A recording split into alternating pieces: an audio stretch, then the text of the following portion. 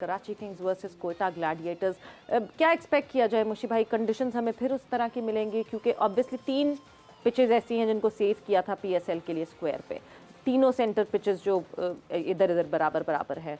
Obviously believe यही हम करते हैं कि फ्रेश पिच होगी, बट कल जब फ्रेश पिच की बात हुई कमेंट्री में कहा गया कि it was a fresh pitch, but फिर जब वसीम अकरम साहब जिस शो में बैठे हुए हैं उन्होंने कहा कि ये मैं मान ही नहीं सकता कि कल की पिच फ्रेश पिच थी। आज हम एक्सपेक्ट करें बेटर कंडीशन?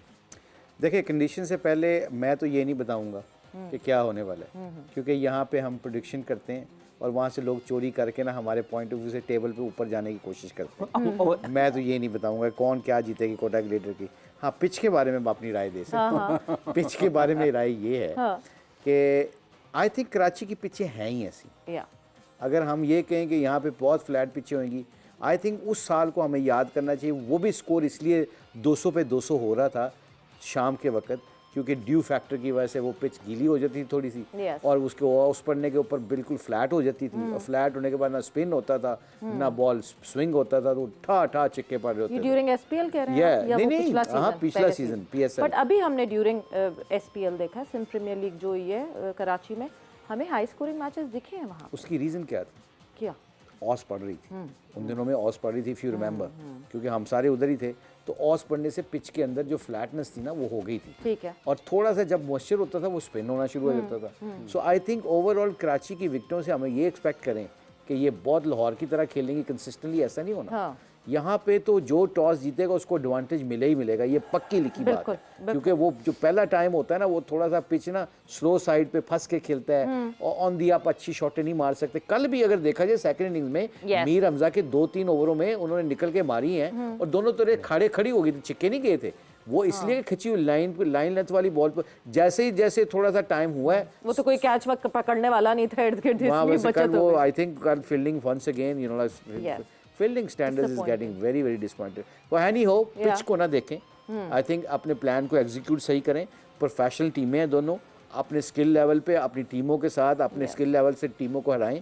जिनके स्किल लेवल तगड़े होते हैं अगर वो अपने को बैक करें, पिच को निकाल दें, टॉस को निकाल दें, अच्छी टीमें अच्छे प्लेयर टॉस को निकाल के अपने प्लान को कंडीशन के मुताबिक एग्जीक्यूट करते हैं और जो ये करेंगे वो जीत जाएंगे। सिंपल सी बात है, कोई रॉकेट साइंस तो है नहीं इसमें। बट क्या ये स्ट्रेट फॉरवर्ड है, win the toss and choose to field first in Karachi? I believe so.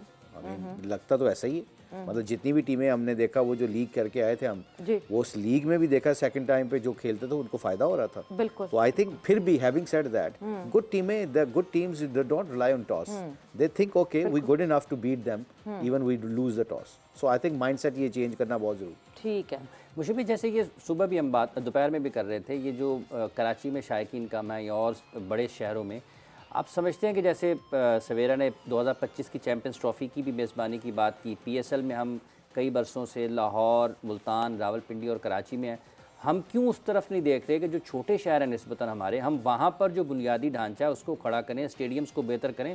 Crowd का तो मसला ही नहीं होने वाला। अगर आप गुजरांवाला चले जाते हैं, फैसलाबाद चले जाते हैं, सियालकोट चले जाते हैं, इवन हैदराबाद की तरफ भी चले जाते हैं, तो देखिए सब सिंपल सी बात है। इन्होंने बताया कि मुझे कराची का तो नहीं पता कि उस रोड के ऊपर काफ़ी कॉलेज और स्कूल हैं। बिल्कुल है। आप उनके स्कूलों को कांटेक्ट करें, उनके बच्चों को बुलाएं और उन बच्चों को मैच दिखाएं, और बच्चों के साथ आप जो पाकिस्तान के हीरोज़ हैं, जो आज के बच्चे उनको फॉलो करते हैं, आपका नसीम शाह हो गया, आपका मोहम्मद आमिर हो गया, बाबर आजम हो गया, ये सब को बिठा के मैच के दरमियान में या मैच के बाद उनके साथ बैठ के इंटरेक्शन करवाएं, एक्टिविटी करवाएं उनके साथ। अब आपने ऑस्ट्रेलिया और इंग्लैंड में देखा होगा, मैच वो हारे या जीते, डज नॉट मैटर, उन्होंने जाके 15-20 मिनट का उनका सेशन होता है, जो मीडिया की टीम उनके साथ लगी होती है, वो जाके लोगों के साथ फोटोग्राफ सेल्फियां खिंचवाते हैं और अपनी क्रिकेट को परे करते हैं। उनको पता है कि ये लोग आते रहेंगे और हमारी क्रिकेट ऊपर जाती जाएगी। आई रिमेंबर एशेस में उन्होंने एक स्पेक्टेटर सर्कल किया था, जहाँ पे स्पेक्टेटर सर्कल, अब एशेस को कौन सी पब्लिसिटी की ज़रूरत है,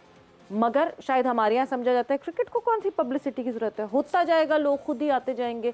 ये वाला हमें एटीट्यूड बदलना पड़ेगा। मार्केटिंग का असूल क्या है? मार्केटिंग का असूल है जितनी चीज़ दिखाते जाओ उतनी बिकती है। वो कहते हैं ना, जो दिखता है वो बिकता है। बिल्कुल। इसका क्या मतलब है? इसका मतलब ये है कि जितने बड़े बड़े ब्रांड्स हैं, क्यों बच्चे वो उनको फॉरेन ही जो पीने वाली चीज़ें हैं, वो एक मिनट में क्या कहते हैं आके कि वो चाहिए मुझे ना, वो चाहिए। वो क्यों? चाहिए। वो घर में देखो, खाने के टेबल पे देखो, फलां देखो, उधर देखो, बिल बोर्ड्स को देखो, उन्होंने इतना दिखा देते हैं कि उनकी मसल मेमोरी बन जाती है। यही क्रिकेट की मार्केटिंग इस वक्त हमें चाहिए कि हम ये करें कि पाकिस्तान की स्पेशली कराची में सारे स्कूलों को बुलाएं, स्कूलों को बुला के बच्चों को मैच दिखाएं और अपने हीरोज़ के साथ उनको बैठ के क्वेश्चन आंसर करवाएं। पूरे शारे फैसल पे the longest road of Karachi 2 bill boards हैं, वो भी पीएसएल के इसलिए लगे हुए हैं क्योंकि जो जिस पे हम डिजिटली दिखा रहे हैं पीएसएल, उन कंपनीज ने वो बोर्ड लगाए हुए हैं। वो 2 बोर्ड्स हैं जो लगे हुए हैं।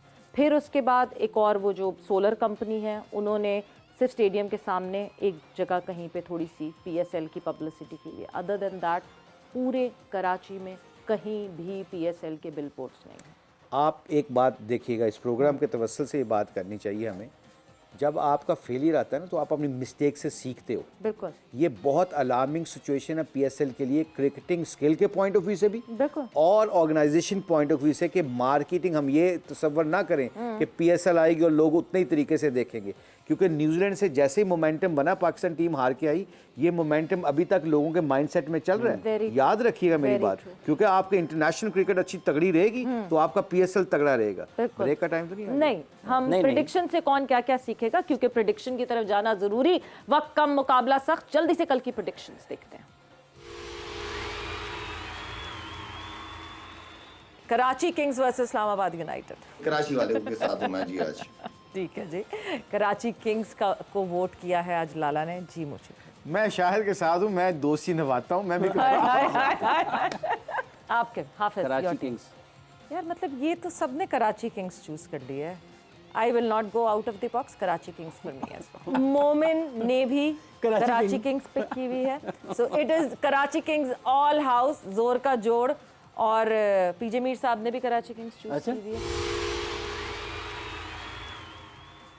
वो कहते हैं ना, हम भी डूबेंगे सनम, तुम्हें भी ले डूबेंगे, तो सब एक साथ डूब गए कल, और कराची किंग्स ने हम सबको डुबा दिया। एंड सबकी प्रेडिक्शन यहाँ पे गलत हुई। ज़्यादा फर्क भी नहीं पड़ा प्रेडिक्शन टेबल को चेंज करने के लिए, सिर्फ जो गलत वाली वो थे उस पर नंबर बढ़ा दिए सबके। एंड वहीं स्टेबिलिटी में वहीं सब प्रेडिक्शन टेबल में बैठे हुए हैं। आज की टीम आपकी Karachi Kings versus Quetta Gladiators. आज मैं चलो आपको मौका दे देता हूँ ताकि आप मेरी चीटिंग कर सको आप लोग सारे। कोयटा ग्लैडिएटर। आपकी चीटिंग करने पे जाते हैं आज हम कोयटा ग्लैडिएटर आज, मगर अगर ये गलत हो गई ना हमारी प्रेडिक्शन, मुशी भाई आपके साथ कोई प्रेडिक्शन नहीं। फिर कोई ना करेगा मुशी और भाई मुझे आज लग रहा है गलत हो जानी। अरे माफ कर दे। नहीं नहीं, उनका पेट खराब है। मुशी भाई आज सारे के सारे कोयटा हैं। अच्छा हाँ, कोयटा ग्लैडिएटर। कोयटा ग्लैडिएटर्स। बिल्कुल जी। सो यस, जिस तरह कल दिस ऑल हाउस ऑफ जोर का जोड़ वाज कराची किंग्स, आज सब जो हैं they are Quetta Gladiators. And let's see के कैसी परफॉर्मेंसेस होती है। जल्दी से, ये मेरे दोस्त बड़ी खामोशी से बहुत देर से बैठे हुए, सवाल आता है सिलसिला। माइक पकड़े जल्दी से, सवाल। मिश भाई आपसे मेरा सवाल है कि अभी ऑडियंस की बात हो रही थी, तो जब पीएसएल स्टार्ट हुआ था तो ट्विटर पे एक ट्रेंड चला था कि बाइकआउट पीएसएल से बाइकआउट करना है। उसकी वजह ये थी कि जो उसने केएफसी का स्पॉन्सर किया था पीएसएल ने, तो आप इस सारे मामले को किस तरह देख रहे हैं कि उनको स्पॉन्सर करना चाहिए था या नहीं केएफसी को? What is the point? I mean क्या, क्योंकि क्या हुआ क्या था, मुझे तो ये भी नहीं पता। बेसिकली पैलेस्टीन इशू के ऊपर ये पूरी बात है। And because KFC is somewhere interlinked to अच्छा दिस इशू। अच्छा, ये बड़ा सेंसिटिव इशू है यार इसको, क्योंकि ये तो स्कॉलर्स जो होते हैं जो जानते हैं। हमारा ये बिलीव है कि अगर कोई मुसलमान को तकलीफ पहुंचा रहा है और अगर मुसलमान को कोई तकलीफ पहुंचाना चाह रहा है तो हमें उनके स्टैंड करना चाहिए बाय हुक और क्रुक। हमें उसका साथ देना चाहिए, क्योंकि मुसलमान की सबसे बड़ी खूबी है कि जहाँ पे भी रहते हैं इकट्ठे रहते हैं। बट क्योंकि हम एक्सपर्ट नहीं इन चीज़ों के, तो हमें बड़ा सोच के इसको बोलना पड़ेगा। एक बात तो क्लियर है कि बीइंग अ मुसलमान हमें एक दूसरे मुसलमान भाइयों के साथ ज़रूर देना चाहिए। और यही वजह है कि ऑडियंस कम है। मेरी खुद 2 टिकट्स मैंने ली हुई थी लाहौर के मैच की, तो मैं नहीं देखने गया।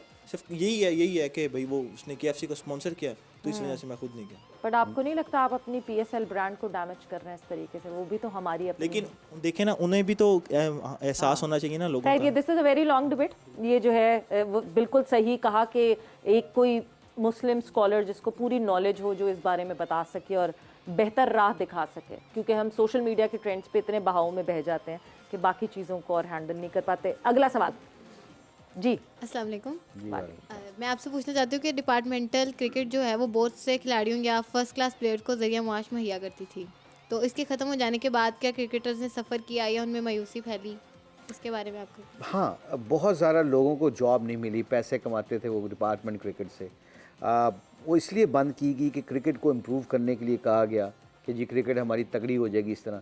बट हम थोड़ी सी ग्राउंड रियलिटी भूल गए थे। वो ग्राउंड रियलिटी ये थी कि हमारा मुल्क बहुत बड़ा है, हम अगर ऑस्ट्रेलिया को और इंग्लैंड की कॉपी करेंगे, वहाँ पे पता है क्या, वहाँ पे बहुत कम तादाद है, पॉपुलेशन बहुत कम है।